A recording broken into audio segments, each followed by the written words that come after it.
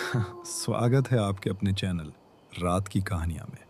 अगर आपको हिंदी में डरावनी कहानियां सुनना पसंद है तो आराम से बैठ जाइए, लाइट बंद कर दीजिए और ध्यान से सुनिए, क्योंकि आज की कहानी शायद आपको रात में सोने ना दे।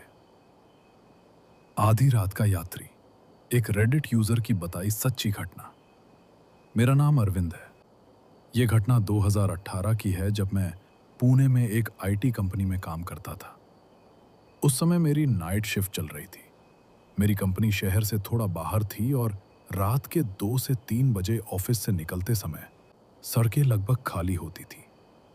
आमतौर पर मैं कंपनी की कैब से घर जाता था, लेकिन उस रात ड्राइवर ने बताया कि कैब में टेक्निकल समस्या आ गई है और आज मुझे खुद ही जाना होगा। मैंने सोचा, कोई बड़ी बात नहीं, मेरे पास बाइक थी। रात लगभग 2:20 बजे मैं ऑफिस से निकला। मौसम ठंडा था और सड़कें लगभग सुनसान थीं। स्ट्रीट लाइट्स बीच बीच में थी, लेकिन कई जगह अंधेरा भी था। लगभग 15 मिनट चलने के बाद मैं शहर से थोड़ा दूर वाले हिस्से में पहुंच गया।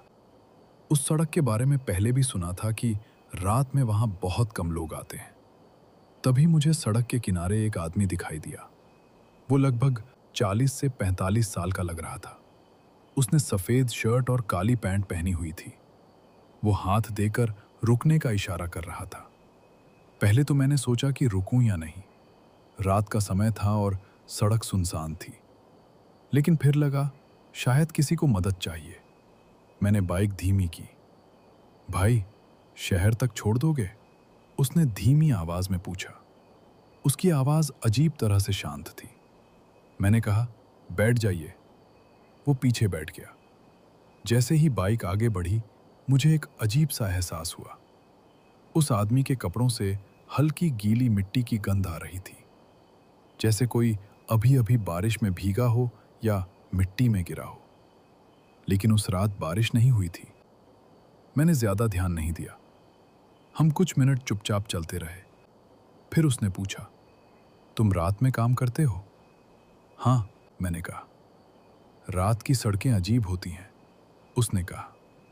उसकी आवाज में कुछ अजीब था, जैसे वो सामान्य बातचीत नहीं कर रहा हो, बल्कि कुछ संकेत दे रहा हो।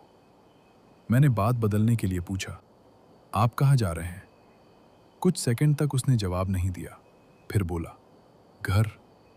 मैंने फिर पूछा, कहाँ? अब की बार वो चुप रहा। मैंने सोचा, शायद उसने सुना नहीं। लेकिन तभी मुझे महसूस हुआ कि उसने अपना हाथ मेरे कंधे पर रख दिया। उसका हाथ बहुत ठंडा था, इतना ठंडा कि जैसे बर्फ हो। मेरी रीढ़ में सिहरन दौड़ गई। मैंने पीछे देखने की कोशिश की, लेकिन बाइक चलाते हुए ठीक से देख नहीं पाया। करीब 5 मिनट बाद हम एक मोड़ पर पहुंचे। वो बोला, यहां रोक दो। मैंने बाइक रोकी। वो उतरा। लेकिन जब वो उतरा तो मुझे पहली बार उसका चेहरा साफ दिखा। उसकी आंखें कुछ अजीब थीं, जैसे उनमें कोई भाव ही नहीं हो। वो बिना कुछ बोले अंधेरे की तरफ चलने लगा। मैंने पूछा, आपका घर किधर है? उसने पीछे मुड़कर देखा और मुस्कुराया, लेकिन वो मुस्कान सामान्य नहीं थी। फिर वो अंधेरे में गायब हो गया।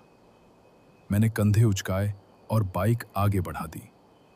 लेकिन लगभग 30 सेकंड बाद मुझे कुछ महसूस हुआ। मेरा दिल तेज धड़कने लगा, क्योंकि मेरे कंधे पर अभी भी ठंडा हाथ महसूस हो रहा था, जैसे कोई अभी भी पीछे बैठा हो। मैंने धीरे से रियर व्यू मिरर में देखा, और जो मैंने देखा उसने मेरी जिंदगी बदल दी। बाइक की सीट पर कोई नहीं था, लेकिन सीट दबी हुई थी, जैसे कोई अदृश्य व्यक्ति अभी भी बैठा हो। मेरा गला सूख गया। मैंने तुरंत बाइक की स्पीड बढ़ा दी। पीछे मुड़कर देखने की हिम्मत नहीं हुई। लगभग 10 मिनट बाद मैं अपने घर पहुंच गया। मैंने बाइक पार्क की और पीछे देखा। सीट अब सामान्य थी। मैंने सोचा, शायद मेरा भ्रम होगा। मैं घर जाकर सो गया। लेकिन अगले दिन जो हुआ, उसने सब कुछ बदल दिया। अगली शाम ऑफिस में मेरे एक दोस्त ने पूछा, कल रात तुम किस रास्ते से आए थे? मैंने उस सड़क का नाम बताया। वो अचानक चुप हो गया। फिर बोला, तुम्हें पता है वहां क्या हुआ था? मैंने कहा, क्या? उसने कहा, 2 दिन पहले उसी जगह एक आदमी का एक्सीडेंट हुआ था। बाइक से टकराकर उसकी वहीं मौत हो गई। मेरा दिल जोर से धड़कने लगा। मैंने पूछा, उसने क्या पहना था? मेरे दोस्त ने कहा, सफेद शर्ट और काली पैंट।